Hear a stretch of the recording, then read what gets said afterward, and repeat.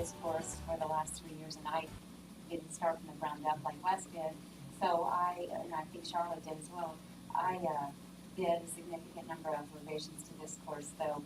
And so the thing that I gained, I think, the most in this is looking at it from a different perspective, because you have a big disadvantage when you're starting this as far as time, I think, when you launch a new course and you've got everything from the ground up. But when you've taught online and you get in a silo and you don't have anyone else looking over your shoulder and you're doing the same thing over and over, you just, I think, get very dull and very locked into your own perspective. So I think that was a great value in looking at this course, because it needed a great deal of revision. And so I did some things in a similar manner to what Wes did. It just, what I liked, and I mean, Megan coached me in this before, but Johan then was very consistent in that it needs to be not simple, but it needs to be very clear, and it needs to be very consistent. And so that took quite a bit of time. But I'm not finished. I don't have all the modules loaded at this point, but I've made a lot of progress, and what I have, I feel like is consistent. So I appreciate any feedback that you see that is inconsistent. And so announcements here, I've got to start here, tab, as you did. And so for the first part of that, after the announcements, I just have them introduce themselves as you did. There's a brief video, and it's a voice thread, and I have them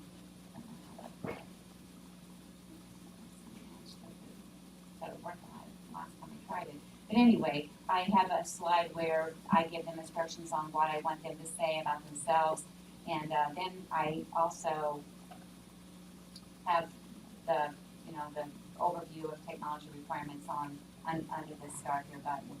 And so then course calendar, I don't have mine broken down as you did, Wes. I like that idea. Mine's just the full syllabus and calendar. And the way I outline the course map to map out the assignments to match the objectives. And it was also very helpful in having Johan look at this and streamlining the objectives, because I started with many more objectives than what I needed, and I was able to succinctly maneuver the material so that, the objectives that I originally had are accomplished, but there were a number of sub-objectives that, instead of making them full objectives, I could, really hone in on what it was that I wanted to guide them through this roadmap. So then I have the virtual meetings tab here, because we'll have one of the things that I feel like the students in this course, and I guess I could have given you a brief overview of the course, but it's all online, and so I don't have any actual course meetings with the students. But previously, until this year when I taught this course, I had at times where they came together synchronously in a synchronous environment, and I didn't do that this year. And this year I've had more disconnect. It's really interesting, because I've had more disconnect in these students than I've ever had since I started teaching this course in 2011. And it's been, the students have just been much more negative. And I really think part of it is because they haven't had that interpersonal connectedness with each other. I've communicated with them a lot through emails and in different ways online, but they've just been much more negative overall.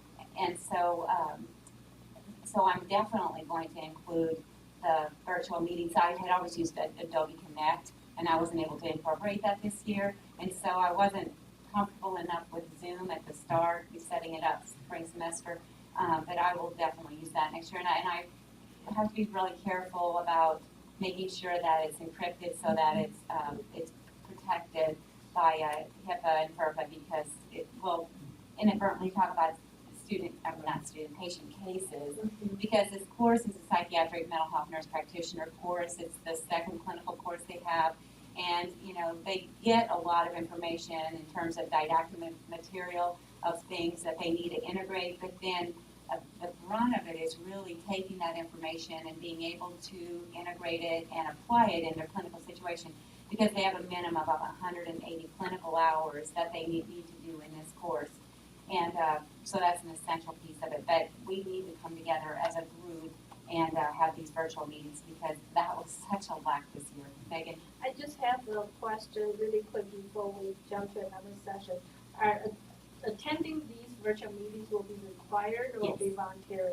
If it is required, you will probably, you have probably tell you need a makeup assignment for those who missed because it's online, a lot of the time people assume if it's not showing on the register syllabus register schedule saying online presence is needed, then they will assume it will be anytime, anywhere. Okay, because we have an evening time slot that's in the course. Oh, you already have it. Oh, There's and an then, evening time then slot. that's good. So they know that's the time they have to come My into. plan is to give them the option as a group. If they don't want to meet on that night, that's slotted in the bulletin, in the university bulletin. They can get on Facebook and create a group, and they can come up with a time, and I can be pretty flexible, but. No, that's perfect, yeah. because most of the courses, they don't do that. Yeah. And then if then you make a required assignment, you want to make sure you do have an optional. But if you already list on the bulletin, that's perfect. Yeah, there's an evening. Yeah, that's perfect. And we won't take the full time that's designated, but I just think it's so important to be able to connect them. And so I went then through and divided all the content by modules. And again, the thing that I thought was such good advice from you, Hans, the consistency, the way it looks, that if there's inconsistency, it can just throw students, because I'm very used to looking at my things, but I'm not the most organized person in the world. And so I would have a tendency to maybe put something one week that looked very organized to me, and then the next week it would look different. So that'll throw the students in, and so I really appreciated that. So I have for each module, I have the objectives that are listed, and then it's divided by weeks. And then with each week, I have readings first, and all the expected readings for that particular content is listed here. The PowerPoints are here, and I have the lecture and then the video, followed by resources that they would need for that content, and then any assignments that are due for that particular week. So they've got the, introduce yourself, like Wes had, meet your classmates, and then they have a standardized national exam. So every week then, if I go back up here, module 1, week 2 is outlined very much the same. Readings, and I've got the lecture PowerPoint, lecture video, resources, a little bit different color maybe, but it's the same consistent idea as they go through.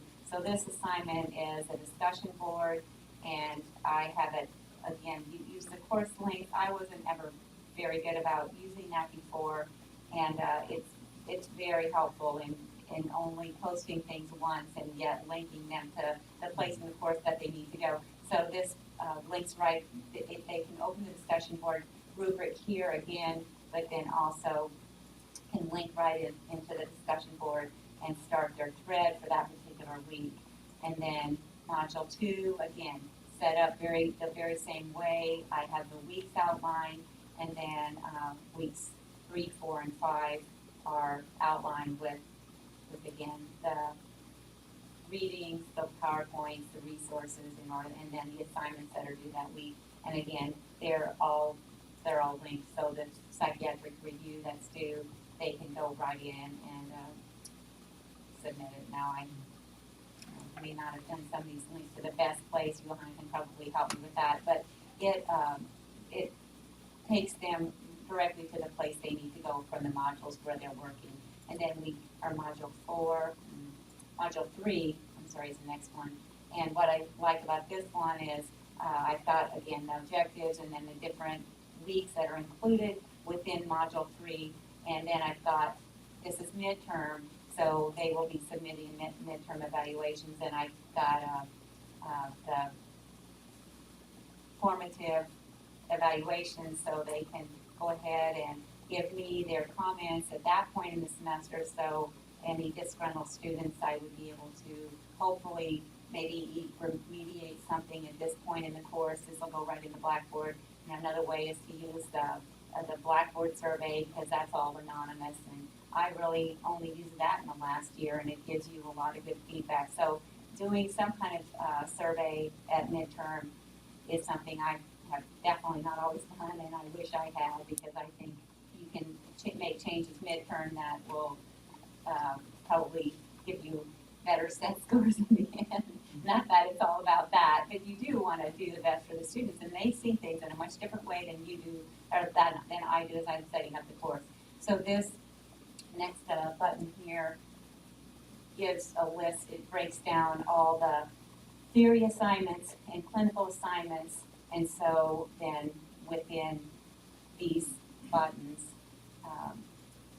it has all those assignments outlined. So they know exactly what is going to be need to be submitted, and it's clearly outlined on the course calendar what dates, if they need a reference for when these are supposed to be submitted. And then the links are within each one of these tabs, each one of these links for the submission. So that's just one clean place they can go if they want to look at all the assignments at once. And then the clinical experience gives them anything that they would need to have in regard to clinical. Again, these are linked to not only what's in the module, but they're linked to what's in under assignments exams. But it just gives them a clear idea of what all the clinical assignments and things that are necessary for the clinical experience, because that's a big component of this. And then for the discussion board, that link just gives them the discussion boards that are direct, if they want to go directly in there instead of going through the weekly modules. But, and as I said, they're linked, so they can go in either way and be able to access that. And that, and of course, these other view my grades and send email are ones that I think are necessary for the students. But it's clean, it's not busy, and there aren't any unnecessary buttons in there to add havoc to the experience, because they have a lot going on, and they have a lot of assignments and expectations in this course. And so just to make it very clear and very consistent, make it a clear roadmap from the beginning of where they need to go and then how they need to get there. So, and then, as I said, I don't have 100% of the content loaded, but that's just a process that I'm still working on. And as long as I've got the base down, I've got the organization, it's not going to take me too long to add in that content. So I guess really I would ask for feedback and questions. So one question, what has changed your online, because you are the returning faculty, you joined OCPP before. So thinking about the second time you joined this session, your perspective on online teaching at that time, and what, if there's anything changed after you went through the second time? Well, I understood in going through the first time how it needed to be, I needed to look at it from the student's perspective, and that it needed to be organized. But I think it's just like life. It's a process, and so your understanding when you're 5 is just naturally going to be different than your understanding when you're 10. It's kind of like that. Even though you told me the same things, Megan, and showed me some of the same things, I have a much deeper understanding and greater appreciation and ease with the utilization, because you may have told me something and then I either forgot or I didn't integrate it or I didn't really understand. And so I'm sure, so what scares me is how much I don't know now, recognizing how much I learned in this class. But, but there's always room for growth, I guess, in all of us. So I really felt like through the time frame in this course that I was able to even look at it differently, better organize, make it cleaner and more succinct for the students, more clarity.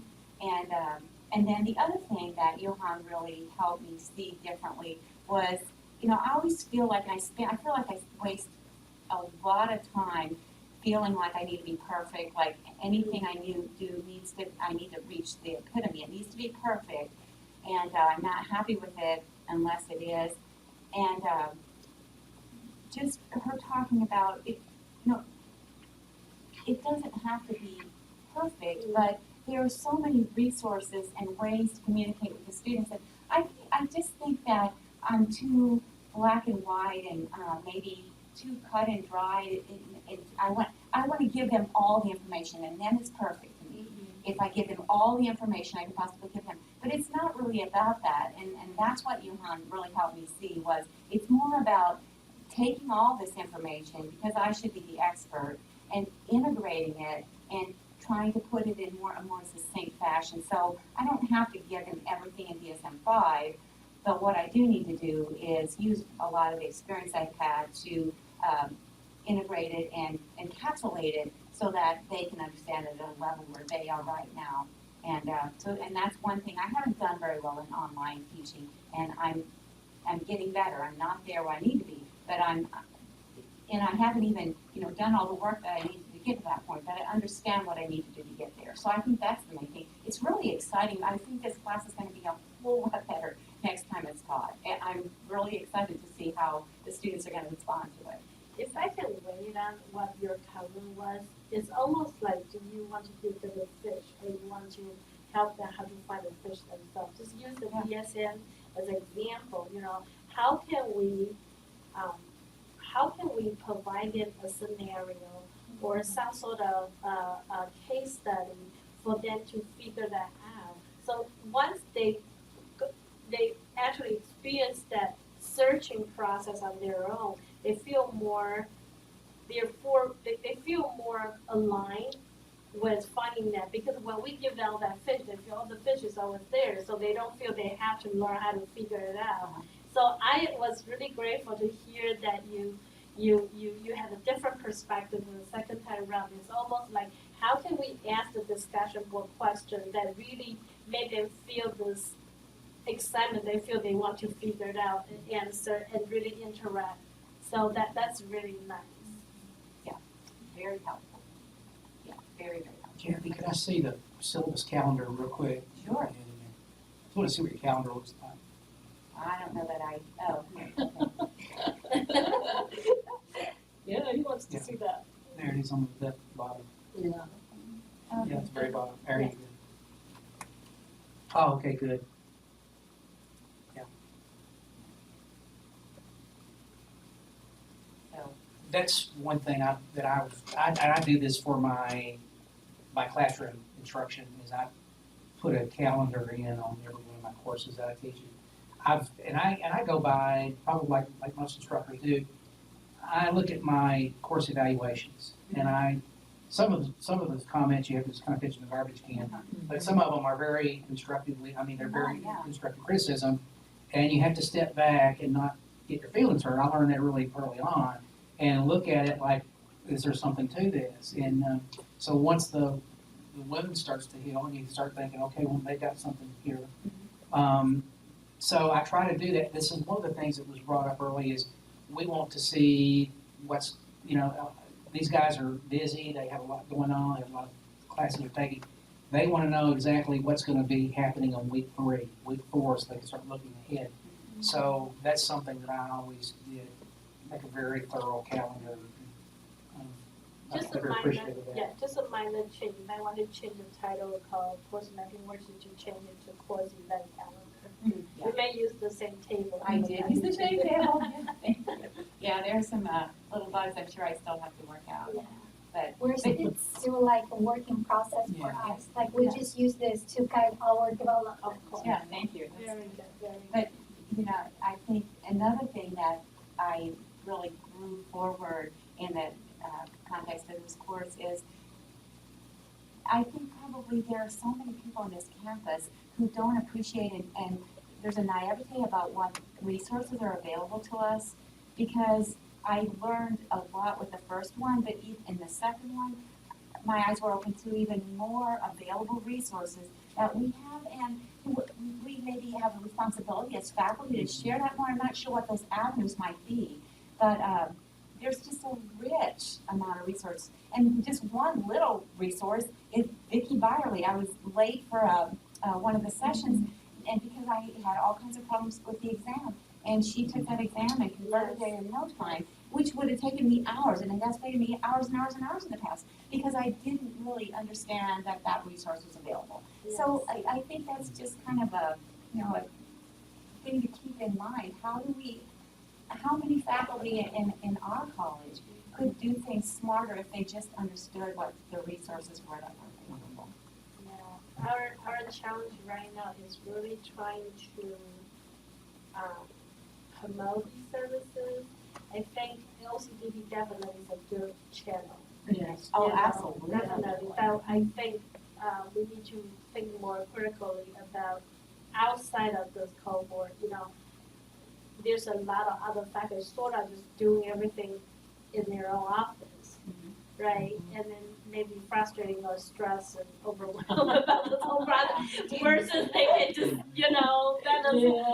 So anytime when you see a next door neighbor feeling stressed about developing course, just, voice out some of the services that may be helpful for faculty. So. Let me ask a question, Manny. What if I do have a quiz or a test that I want the online development folks to do? Who do I talk to? You actually send it to DL Help at US. We have a distance learning user group contact. Yeah. It's DL Distance Learning, DL Help at usi.edu. And just say, I will need some help creating this exam on Blackboard. And then if you attach a Word document with the question and then mark the correct answer, and then we'll route it to the right person to help you. And you can also call our office if you don't know if anybody get the message. You can call 228-5124. And that's where either call or email. Email is probably better because you can attach the quiz information in there. So, anytime. You don't have to join LCDB to get that service. This is open to anybody. Obviously, online courses. Because we only have one staff right now allocated to do that. And we limit it to only the online courses versus to the whole campus. Huge time saving. I have a quick comment for Kathy's Blackboard Navigation. Kathy, you can go to Blackboard. And this is something really just a recommendation. This is perfect. I really like the way that you session out your navigation, which is pretty straightforward and simple. The only thing is that I think we may be able to shorten some of these. For example, if you click on the syllabus and calendar session, and students really wanting to get that information first, right? So I will probably create a folder in Start Here. Okay. Called syllabus, calendar, and then move everything in there, and you can get rid of one item on the menu because you wanted to see other Start Here information. If you have a syllabus calendar list there, they're gonna skip that Start Here because they want syllabus and calendar. So that's one trick for them to really use Start Here is hide your syllabus in there so they will get other Start Here information. Okay. And then if you go all the way down to the announcement exam, that's assignment exams. However, the clinical experience, if you click on clinical experience, I'm just curious what that is. So everything is about clinical, right? So I think you can decide whether you want to have all the clinical information in the Start Here session because you wanted to know the first thing when they enter the course, or you want to put the clinical information into the assignment session because that's really what they need to do. Or you think it's so critical you want to list it on the menu, then I would suggest you list it before virtual meeting. Okay. So they will see Start Here, announcement, and then clinical, Okay. and then virtual meeting. And that way you get rid of another thing. And I will probably move the assignment exam above there too. So you actually have like a two session because once they see the course content, if you roll all your cursor all the way to the top, see they don't really know there's something at the bottom because the browser only see to the module 5 or module 6. So and then if you go down a little bit more, in terms of discussion board, that's really assignment, so you can put it inside the assignment area. And it is there. Right, have something of discussion board, and then you can shorten that thing. And in terms of my grades, and saying email is so important, I probably will leave it there, but I probably won't put it at the bottom. Okay, What I probably will do is I put all the course content at the bottom, because no matter what, they're gonna see module 1. And then they will know to scroll down to see module 6. But if you put everything on the module 6, they may not realize they need to scroll down more. okay. Just a recommendation, no matter what, this is good as is, but I'm thinking about how student behavior, they may not realize new things underneath more. So I have another just quick comment about the navigation in your layout. If you are not sure about the way you designed it, another recommendation I usually provide for faculty is after you develop the whole course, you can find 1 or 2 previous or current student and give them like 10 to 15 minutes, and then let them see if they can find the correct materials or content, or if you have specific question about the navigation organization, just ask them question and then let them see how they feel a more intuitive or easy to use for students. Okay, Just good. like your focus group or your tester. Yeah. It's always effective. We found that a lot of times people, like students, point out something we never thought about, if we don't reach out to them. So, Yeah. Good. very good job. Great presentation.